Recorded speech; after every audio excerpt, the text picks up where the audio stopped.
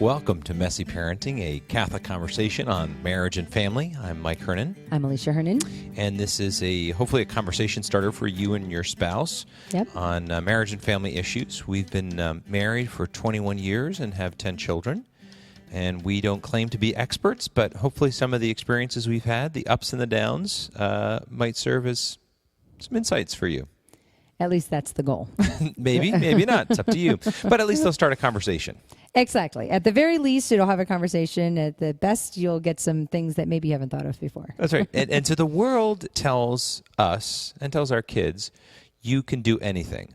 And you can be anything you want to be. That's right. And we're here to say, no, you can't. So we're here to burst your parent bubble. Yeah. Well, no, don't tell your kids that. It's not true. Before we go any further, I think we should pray. Yes, obviously. Yes, we've confused people out there, some angry people. Let's pray. In the name of the Father, and the Son, and the Holy Spirit. Amen. Lord, we thank you for your great gifts that you have given each person in this audience, and you have given each one of us and our children. We ask you to help us as parents to have the gift of understanding and wisdom, to be able to guide our children on the path that they should follow, and just to discover the giftedness that you have given to them, O Lord. Help us as parents also to be good stewards of our time and our energy, and to be good stewards of our family time as well. Give our listeners open hearts, Lord, and just let them hear what you want them to hear through this podcast. We ask this in your name, Lord Jesus. Amen. Amen. Amen. Well, we're saying it somewhat tongue-in-cheek, but actually I guess it's really true. People tell you could do anything you want to, and that it's really a popular thing for parents to say. Well, I mean, back when we were kids, the Army slogan was "Be all you can be." No, but that's good. And that's good. But then it's kind of evolved this place. You can do anything. You can be anything, and you can do anything you set your mind to. Yeah, and that's not right. That's not accurate. Because you know what? I am never going to have a baby. Bam. Or a better example would be, I am never going to be an Olympic gymnast. That's right. And even when I was 5 or 10 or 14, I still would have never been an Olympic gymnast. That's right. So I don't have the body, I don't have the ability, I don't have the giftedness or the drive to do that. That's right. But there are other gifts that God has given me that I was able to discover through my childhood and through the experiences that I had and my parents gave me. And those were things that I was encouraged to follow. That's right. Not everyone has been gifted to do everything. And what we're the topic of the podcast today is that it's part of our job as parents to help our children recognize the gifts and talents they have so that they can use them, so that they can use their God-given genius, their whatever they're gifted in, to let that come forth.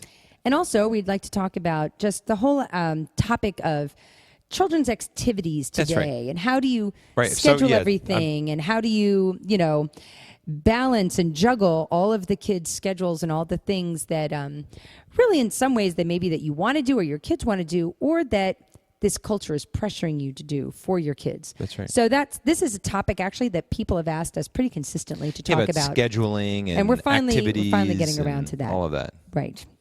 So I guess I kind of jumped ahead a little bit, but the idea that, all these activities, whether it be sports, whether it be drama, whether it be singing, whether it be all these things, there are a lot of demands on us. But really, I think the first thing that we have to recognize is that these are good for our kids because it helps them discover their giftedness, their talents, what they might have that is not meant for themselves. There was this... Acton Institute did this great, and I won't go too deep into this, but did this great little story, The Ungiving Tree, and it was the typical giving tree. You were watching this with me, right? No. No? Okay, well, I did it with the kids, and it was a great story where it was, they made it up, as opposed to The Giving Tree. That's a popular book by Shel Silverstein, right, The Giving Tree. I'm hoping everybody, if you haven't read it, go read it. Go, what the hell are you doing? But it was the opposite of that the tree didn't want anybody to play in it, didn't want anyone to take its leaves, didn't want anybody, and it walled itself off, and it died a lonely, lonely, dead tree. And it's like, isn't that what trees are for? No, trees are there to give themselves away. It's to give their fruit. To give their fruit, leaves, all the things that they've been given, to give those away, and that's where they find joy and purpose. And not that trees find joy and purpose. We're well, not. yeah, I know. We're not yeah, all right. I'm not environmental tree hugger. wackos. Okay, whatever. You get the point. Okay, it's an analogy. But so the idea that our kids are supposed to give themselves away, and God has given us each certain unique things, and we're supposed to be giving ourselves away. And we guide our children in different ways, obviously depending on their age. So, with some of the things that we're going to say are applicable to younger kids, little kids like under 8. And then there's your 8 to teenage years, 8 to 12 or 13. And then there's your teenagers. And I think that you need to guide those kids in different ways in finding out what they are good at. Right. So for your little ones, really, you don't know what they're good at. They don't know what they're good at. I mean, maybe you might have an idea. I should take that back. You may have an idea, but even if you don't. But it's a good idea to just kind of like do the scatter approach sometimes, right. Particularly in the early days. Yeah. If you have the time and energy and the resources, financial resources, and you would like to have your kids try dance, try soccer, try Little League, all of those things, go for it.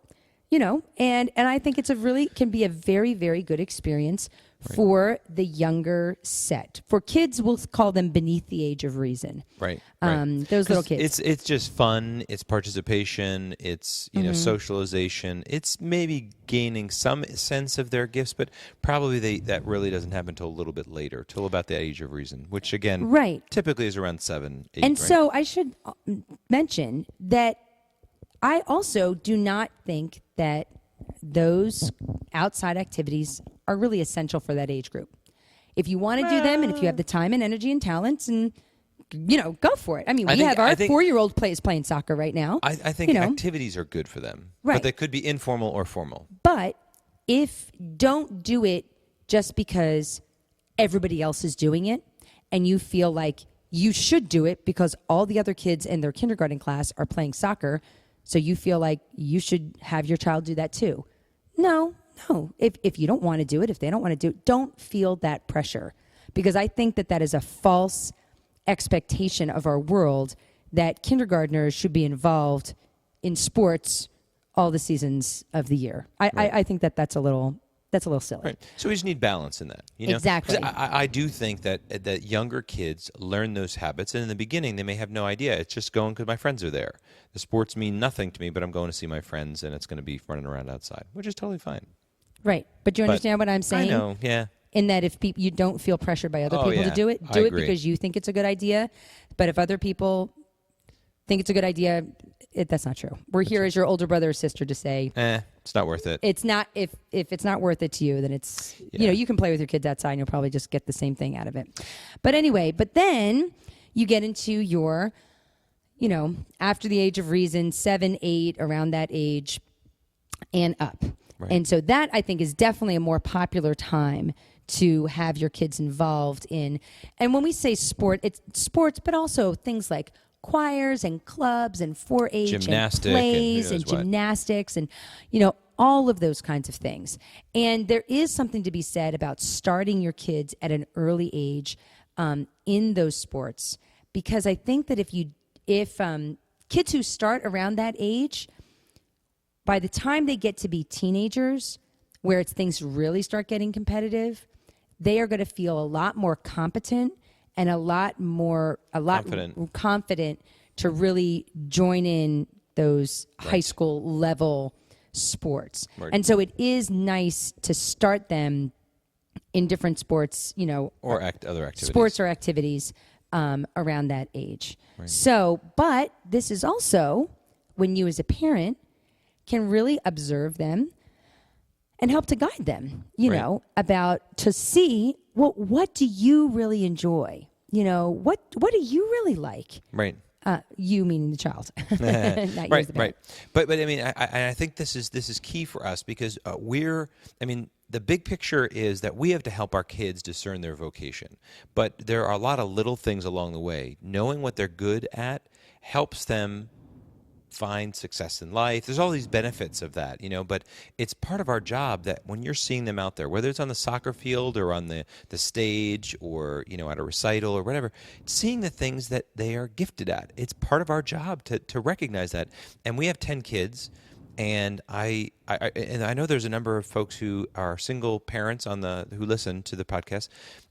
You have a challenge that I know is hard for you in so many ways, but I'm so thankful that we have two of us to recognize what are the gifts and talents that our kids have, because we want to encourage that. We want to encourage them to flourish, because we want their true happiness comes from them being fully alive. St. Irenaeus said, the glory of God is man fully alive. And I believe that fully alive is joy, is happiness. And that's what we really want for our kids.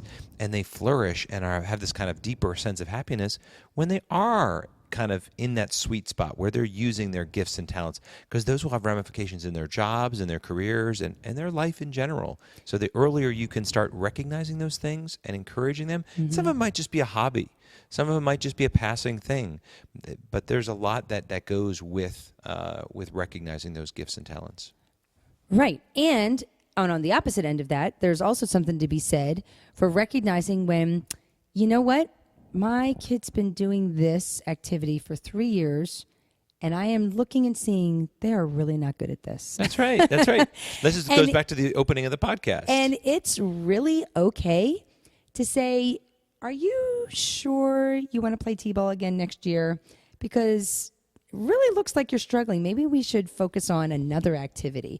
Or you don't even have to say that. Sometimes they are recognizing it themselves, and there's nothing wrong with that. Not every child has to be an athlete to be a well-rounded, successful person. Yes, I think it's great that everybody knows how to play sports and that, people can get outside and move around, but not everyone has to be the best singer in the school to be a well-rounded person. And so I think that it's okay to say to your child, I would never say, you really suck at that. Yeah. that's a little too blunt. But maybe say, hey, let's try to find, maybe next year we can do something else. Would you like to try something different? Because there's a lot of sports, and I think parents sometimes assume our kids are little clones of us. Right. And they're going to be like us, and they're going to like what we like. Now, on some level, that might be true, because if you like to play X, sport, and you play that a lot with your kids, they actually might be more competent, and that's good. And there might be a natural, passing on of a tradition or what have you. Or my wife, who's a beautiful singer, we sing a lot. And so that gift has been, talent has been passed on through the genes, but also cultivated through time. There's beauty to that, but not necessarily every kid is going to be following that same pattern. Mm-hmm. So. And that's okay. That's right. And for you to recognize that and not to force your kid to do something because that's what you want them to do. Right. So anyway, I think that that's part of that, I guess, discernment process. You think about like American Idol, and you see these videos of kids who, when the judges tell them they're not any good at singing, it's like the first time anyone has ever said that to them. And that is so sad, because it's such a disservice to that child to have been encouraged to do something that they're not good at. Right. Because what has happened is that there is something else in their life that they are good at that they have not been encouraged to do, because no one bothered to find out what that thing was, because they're so focused on trying to do this thing that they're not really good at. Right. So this whole idea of just like a blind, I don't want to say encouragement, but just blind approbation for our children, no matter what they do. Right. It's just very misguided. Right. So it goes back to our kind of theme of this podcast. You can't be everything, and you can't do everything you set your mind to, and that's okay, because in business, one of the things that is talked about quite often is the fact that find out what your one thing is and focus on that. What one area that you're really passionate about, that you're really competent in, because we don't need jack of all trades everywhere. It's good to have people who can do a lot of things, but there are probably a couple things that you're going to be really good at for the rest of your life, and focusing on that, there's not a bad thing with that. Now, again, in the early ages of your kids, even in the early, you won't know, there's so many sports, there's so many arts and entertainment and different things that they could be a part of, activities. So you try a lot. You take, you sample the buffet of opportunities, right. and go further. And I think that this is one area in which parenting is really an art, because there has to be this balance between when, and I know people are going to ask us that, and I'm going to tell you right now, don't ask us this because I'm not going to tell you. People are going to ask, when do you force your kid to do something, and when do you just let them quit? That's right. And this is one of those areas in which, you know what, nobody can give you that answer. Well, it's like on some levels, you want to make sure your kids don't grow up to be quitters. Right. But on the other side, you don't want to put them into a situation where they're going to continue to be failure. There's nothing wrong with losing. There's nothing wrong with not being the star of the show and just being a team player, a member of the chorus, or whatever it might be. But there's another point where it's like, you know what? There's a lot of opportunities, and maybe there's some other talents and gifts that you have that would better utilize somewhere else. So I think that this is like an area where you might want to look at your child and say, you know what, I really think that they are going to like horseback riding. And they don't want to do it, but I really think they may like it. So you might say something like, hey, why don't you try it for a month? And if you don't want to do it after a month, then, we can quit and try something else. Right. Or maybe your child wants to do something and they really love it, and then it just kind of gets really hard because there's a lot of practicing and there's a lot of work involved. And, like anything, you got to work at it to become good. And you're looking at your child and you're like, I know that they can do this. Right. And they want to quit, but you make them keep going. And that's appropriate too. And that is a call that really only you can make. But I am not a big advocate of my child will never quit anything. I just think that's a little silly because I try stuff.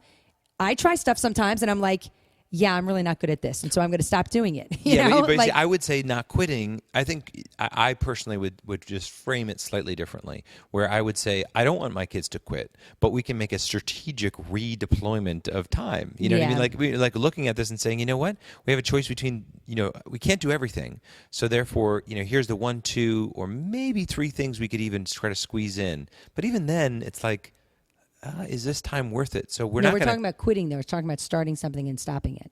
Right, I know, but you start something and you're like, hey, you know what? Life is about practicing. Life's about testing it. So I'm not quitting it. I'm just saying, yeah, this isn't for me, so I'm going to do something else.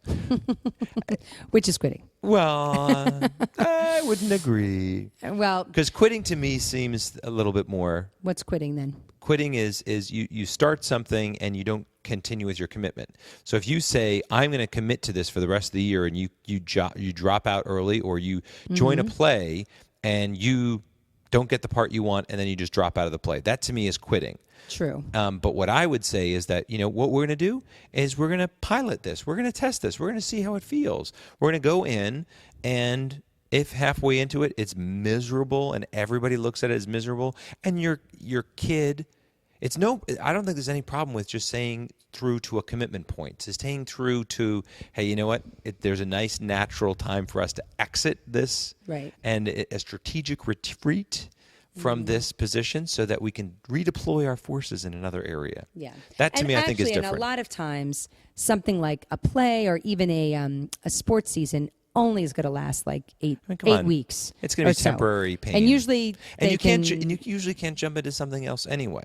You know what I mean? So sticking at it is, I don't know. But again, the discernment comes in where. Right. And then there's something like piano lessons or whatever that, you might want to just let go of after a while if it's not really working out. And sometimes you might want to make them stay. And that's you as a parent, that is your choice. And that's why parenting is an art, not a science. That's right. And that's why it's a little messy too. It is very messy. It's not always perfect. And you're the best parent for your kids. That doesn't mean you'll always make the right decisions in every situation, but they're right at the moment based on what you know. Right. And we actually didn't talk about like the high school activities too. Because high schoolers can really get involved. And overcommitted. Yes, high schoolers can easily get overcommitted.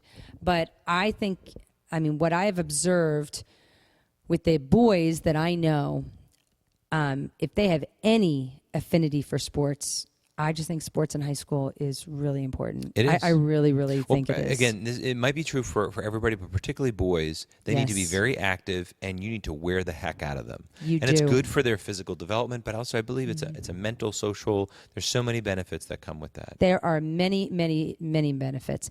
And even if your kid hates sport, maybe not hates. Most boys don't hate sports, but if they can find something that they can be part of a team, I just really think that that's so valuable. And then there's obviously many different clubs and things like that in high school. And I think it's just it's a great time to learn how to work with other people. It's preparation for life. Yeah. Especially those high school teenage years. They have to be prepared to work as a team. They have to be prepared to work towards a common goal, whatever it is, That's whether right. it's a club or a play or sports or whatever. So let's talk about some of those life lessons, right? Yes. We do these things, and they are cultivating our talents. They are bringing forth the gifts that our kids have been given.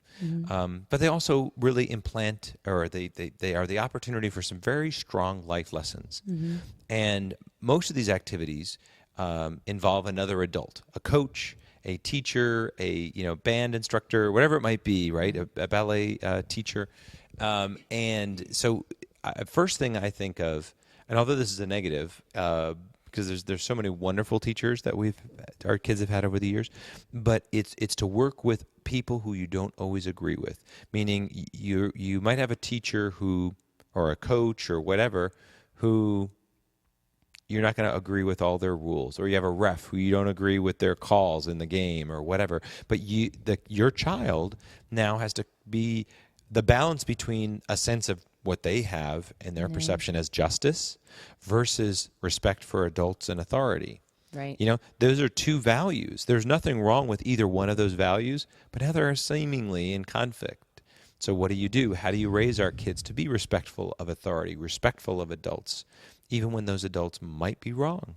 And I think the first thing that we need to do, and especially in our society, I really feel like we've lost this, is that we need to model for our children respect for those adults. Right. I literally never remember my parents speaking disparagingly about a coach, adult, teacher, anyone in my presence as a child. Right. Like, and that's never. important. And I don't know. I never thought And about as that. an But adult, that's true. We don't do that. And I remember. Yeah. And as an adult, I found out that there were teachers of mine that they actually went in and Your had parents did. Yes, they had conferences with and yelled at. And my dad actually told one of my math teachers that he was a horrible teacher. And I was like, that's probably why that teacher never liked me. But my parents never told me that. And I think it's very important that we as adults start by modeling. That we start by modeling that, and we do not put down the people that are stepping forward to take care of our children and to teach them. And then when our kids come to us complaining, my attitude has always been, well, you know what? First of all, most of these people are volunteers. Right. Second of all, they're probably, even if they are getting paid, they're probably not getting paid a lot of money, and they are stepping forward to help my kid. And I'm not. That's right. And so they really deserve my support and respect. And I just, and I'm not, of course, it goes without saying, I'm not talking about like being verbally abusive or anything like that, because unfortunately there are situations like that where adults do need to step in and say something. Yeah, we're not talking about not protecting your kid. I'm not talking about not protecting your child. I'm just talking about just stuff that you're like, oh gosh, you kind of think in your mind, I wish they hadn't said that. I wish they hadn't done that. Or or somebody who loses their cool. Not that they're like verbally abusive again, but they come unchecked. Yep. But then you also have the ability for our kids to keep their emotions in check, to control their emotions. Like, again, I think of, the easiest example is sports. When, somebody gets, a penalty and it was unjustified, or a referee makes a bad call. Yeah, you see that all the time in high school sports. Sometimes, our son plays soccer. He played 4 years of high school soccer. Now he's playing college soccer. And we've been at plenty of soccer games where some kid starts mouthing off to another kid, starts mouthing off to a ref. What happens? They get a yellow card. If it's really bad, they get a red card and they get thrown out of the game. That happens. Young men and ladies need to control their emotions. That's right. And shut their mouths. That's right. I think I might want to use more yellow cards and red cards at our dinner table, maybe. No, just kidding. And that, I think, is such a great lesson. Hey, control your emotions. Yeah, That's right. You don't agree with the ref's call? Oh, well. Our life is not bent by our emotions. We cannot follow them wherever they might go. Exactly. And even on the field. What's the example? Emotions? Remember the example? Oh, yeah. Emotions are like children. You don't want to lock them in the trunk, but you don't want them driving the car either. Yeah, that's right. Like they're both things. You don't want them driving the car. You don't want your emotions ruling your lives, but you don't want to stuff them either. So they have to experience those emotions and channel them to be a better player and to be more competitive and to be, all of the things that they are supposed to be. And that's right. a really good life lesson. And competition and teamwork. That idea, again, I think of it, again, most attributed to sports, but it's in other avenues as well. Oh my gosh, in plays, absolutely. Competition and teamwork, both of and those. just to be in front of people and performing and or playing or whatever it might be. Those are important skills that will carry over. Those will translate. Those will be those bridge experiences that really do translate for our kids for the rest of their lives. And that's really a key thing. And honestly, and for these things, I'm really thinking mostly of teenagers. But our family is not a big sports family other than my son, Patrick. But the girls, we have been involved, and they've all been involved in sports somewhat. But our children really excel in the areas of theater. And we have just learned, I have been so grateful that my kids, even down to my youngest children, not youngest, but younger children, even down to my 7-year-old, have had the opportunities to be up in front of people, to memorize lines, to have parts and plays and all of that.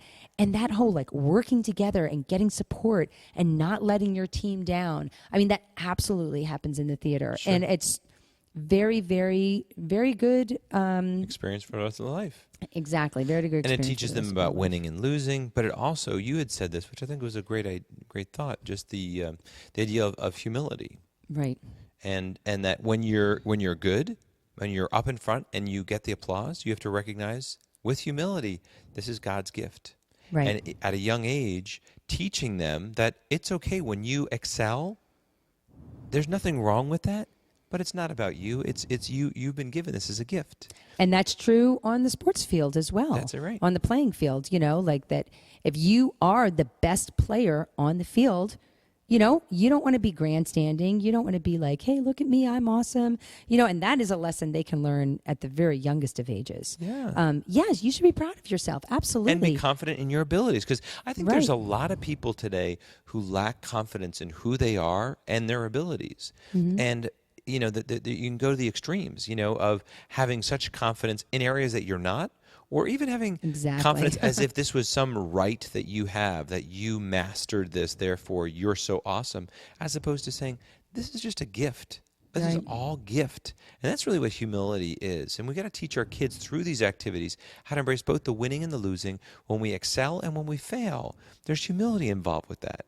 And there are some great sports figures that you can point to, some guys in the NFL, of course I can't think of any off the top of my head right now, but who, when they are interviewed, they give glory to God. That's right. They give glory to God and realize that, hey, my ability to do this is dependent upon the fact that I've been given this strong body. I have not gotten injured this season. That's right. And they give glory to God. And I think that we can point to those kind of examples for our kids, boys and girls, of somebody who's just like, yeah, we won. And that is awesome. And it was a team effort. And, and when your kid's out there on the field, you can always congratulate other kids, encourage other kids, tell them, help them out, be a team player. Even if you are the best one on the field, even if you're not the best one on the field, you can still encourage other people and just have that real humility. And humility is recognizing yourself, seeing yourself as God sees you.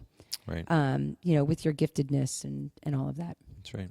So then let's talk kind of practical stuff. Right? So at least on some level, the reality is that all for those of us who have children and they're being pulled in many directions, it's hard. It's hard to figure out, all the time commitments that we basically have. And like I said, like we were saying at the beginning, I feel like there's this expectation these days that at age 5, kids should be playing 3 sports and taking piano and taking dance class and, all of these things. And it's just like, it's just silly, and it's unrealistic. Well, and we have 10 kids, okay? Now, not everybody has the size of family that we do, but, when you have a larger family, which really today is more than 2-3 kids, it's hard to juggle all those kids' schedules and to figure out how can I get to Susie's dance recital, Peter's soccer game, Right. and Lucy's. These are the pensive. No, those are Anyway, but the whether you're in The Lion, the Witch, or the Wardrobe, or whether you're in your own family, there's a reality that you can't do it all, and that's okay. So we're going to give you some ideas. I know that so first of all, I know some families say, every kid, they can only pick one activity, and they have to be limited to that one activity. That, I think, is a great idea. And I think that something like that, it's good to have that as a standard so the kids can that's their expectations. But you can also be willing to be flexible with that. Right. If something because the reality comes is that the extreme is clear. You have parents who say you can't be in everything, which is not good for the kid. It's not good for family life. There's so many things. Or then you have these kids who are stressed out, which childhood should not be. Right. You should not be stressed out in childhood. That's right. That's right. You can't overcommit. Exactly. For the kid's sake or the family's sake. Right. You need to protect your child if they want to do many things like this year. Our daughter Emily wanted to be a cheerleader, which she is a cheerleader, but she's only cheering for basketball, not football. But she wanted to cheer, she wanted to be in soccer, and she wanted to be in the play. And I just said, no, you have to choose. And so she chose to do soccer in the play, and then she's going to, not cheer for football, just cheer for the basketball which season. Is later. And sometimes, you have to do that as a parent. You have to stop and be like, you got to make a choice. And ultimately, again, since they're teenagers, you said make a choice. But I mean, that's the point, is that early on, we might make those decisions for them. But as they get older, we want them to see the reality of this and let them choose, because they need to start those decision-making opportunities as soon as it's appropriate, high school clearly being an easy time for that. The other thing that I see with a lot of parents is this pressure that they need to be present at every practice, at every at every game, at everything that their child is involved in. Now, of course, I'm not talking about a 5-year-old, because I pretty much have to be there, for Jack when my 5-year-old is playing soccer in case he gets hurt or whatever. But when you have older children, and there is a time when they can get a ride with someone else, maybe there's a carpool situation available to you, you really don't have to be there. Right. And I think that there's, again, this false expectation of other parents or something that are putting on parents. When I grew up, I don't remember my parents at any of the games. Yeah. And, and not that I wouldn't have loved to see them at sometimes, and they probably came, and I probably shouldn't say that too quickly. But I don't remember it being, that wasn't a big deal for me. I don't remember it being a present in that way. And I think we've gotten, I think it might be part of the culture of death on some level, in the sense that if we have only one child, and not saying that one child isn't a blessing, but when we have just one child, they become our whole universe, and we can say we're making up for what our parents didn't do or whatever, and you end up overindulging. I mean, you can never love your child too much. You can never love your child too much, but you can smother them. Right. Is that really loving them, to be present every second outside of school? I really just don't think so. Well, it's not. It could be, depending on your situation. Like, I travel a lot, and so when I can be, I like being at games. But I can't be at other games, and that's just the reality of my life. But, Alicia, in theory, you could drop everything and be at everyone's games. But I'm not going to do that. You're not going to do that, but it wouldn't be good for you. It wouldn't be necessarily needed for the child, because there are some games where it does matter, and some games are not a big usually deal. I ask the kids, I'll say, hey, do you want me to come? What are your feelings about this? And have that conversation. And 9 times out of 10, when Patrick was playing JV when he was a freshman, he was like, oh, don't worry about it. Don't come. But, when he was a senior, I was at almost every game. Now that he's playing college soccer, I'm absolutely at every home game. That's right. So, but you know what? My 8-year-old, if they can get a ride to their soccer game, I really am not feeling like I have to be there. That's right. And they don't care. No. So just, again, have realistic expectations that are not based upon society's expectations for what you should be doing. We need to ignore that, and we need to say, what does my child really need, and what am I capable of giving? That's right. And you don't want to hold your child back from doing something like playing soccer because you can't be at every game in practice. Well, you know what? Maybe your child can play soccer and you don't have to be at every game in practice. Because you just made a good point there that not that all your points aren't wonderful, but the idea that, when we buy into something, we actually, by going to every game, we may be setting ourselves up for frustration and angst. It's like, oh, my kid's a part of another team, and that means this long list of things that you have to be a part of, and practices and attendance. Now, again, there are some things that you're required to be a part of. Okay, fine. But don't set expectations that then keep your kids back from experiencing some great stuff. Right. And don't put that on them. That's not what they're asking for necessarily. Sometimes they might. And even if they do ask you to be at every game, it's okay to say, you know what, I can't tonight. Mm-hmm. And that's okay. Right. And be comfortable with that. We're giving you permission to not go to every single game. That doesn't mean you shouldn't be present. That doesn't mean you shouldn't support them. And that really, if you're not there. This is another one of those parenting is an art issues. That's right. But always just try to remember that your family life should really be first. The priority. That's right. And, at different times in our life, we tried to have dinner at, 5:30, 6 o'clock, Now we really have dinner more like 7:30. Which is crazy. Because of people's different practices and things like that. And so, you know what? We're just going to wait and we're going to try to have dinner together, try to be together the time when everyone is available. Right. And that was for us a key decision point that we wanted it was a higher priority that we had dinner together than we had it at a set time. Right. And mm-hmm. we don't want to navigate dinner always around just one person's schedule and so forth. But on the other side, we try to accommodate. We try to accommodate, try to be flexible, try to balance all of those priorities, right, and work from there. So, okay. One of the things too, as a benefit of these activities, is the sense of community. Right. We're getting we do have a community that's our own home, that we control, that community, that family life, that domestic church.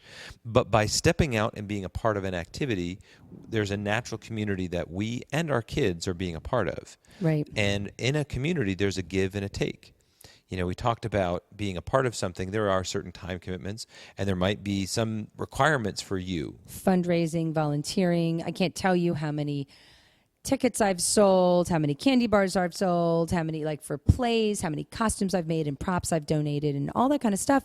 Because you know what? When my kids are involved in something, we are entering that community, and it's worth it because we cannot raise our children in a vacuum. Our children need other adults, and you know what? Other kids need you too. That's right, and need our kids. Right. Because and even we do believe, again, and we've talked about this before, but we believe that our kids are a light to the nations, and we're trying to raise our kids right. They can learn, they can benefit and see and grow from the community, from other kids and from their adults and so forth. But also our kids are a witness in those areas. They can be a light in the darkness. Right. And it's good for them to be present and out there. And even something as simple, you brought up the idea when we were just talking earlier, but the idea of carpooling. Again, this kind of flows from our time commitment. If you can't be at every game, carpooling is a great way to save you sanity. Mm-hmm. And but it also it forces you to rely on others. And in doing that, it's a blessing to others. It gives them an opportunity to serve. Our kids get to experience other things, and they, in turn, experience our wonderful kids, or lack thereof, depending on the day. Right. And I think that there's an attitude again, in our society that's just very independent. Right. Isolated. And very, individualistic. Isolated. And I don't think that's how we're supposed to live. Yeah. Let's start reaching out, and it's going to kind of goes back to that humility for even the parents to say, it's okay to say, I need help, right. And I'm willing to help other people. Can we do this together? Can we work out something? So, and I know all the different carpools, goodness, that I've been in throughout my life have just really been a huge blessing. And it's helped me get to know different people's kids, different people. My kids get to make new friends and all of that. And it's worth it. Right. And plus it's green because it saves gas. Yeah, tree hugger. Way to go, babe. So, and then the last idea on this sense of community is we talked, the first thing we started with, and we'll kind of end with this as well, is seeing the gifts and talents of your child. But in a community, you get to see your child through the eyes of others. You get to see Right. their gifts and Right. talents through the coach, through other parents. I remember hearing something about, from one of the coaches about my daughter and saying, oh, she's really being much more aggressive in this way and doing this and, really going after, the ball in this way and really playing well. And you can see her trying. And I'm like, that's awesome to hear. That was just so encouraging. And that built her up too, to hear the affirmation of whether it be a parent or coach or a teacher or whatever it might be. Those kind of moments are either affirmations of or open up new areas and ways to look at your child and see them and help them recognize their gifts and their talents in this world. Right. And that's definitely a benefit of being part of activities. Activities in general. That's right. Activities. So although you can't be all that you want to be necessarily, you can be a lot more than you probably are today. Let's challenge our kids through these activities for them to grow and develop into the men and women that God called them to be. Yeah, and just observe your children and help to guide them, and just be a wise guide. Amen. So they can, well, like you just said, be what God wants them to be. That's right. That's right. So that's all we got for Messy Parenting today. Hope this starts a conversation for you and your spouse. If you like what you hear, please share it on Facebook or wherever you socialize online. You can subscribe on iTunes and Stitcher. And until next time, may the Lord bless you and keep you.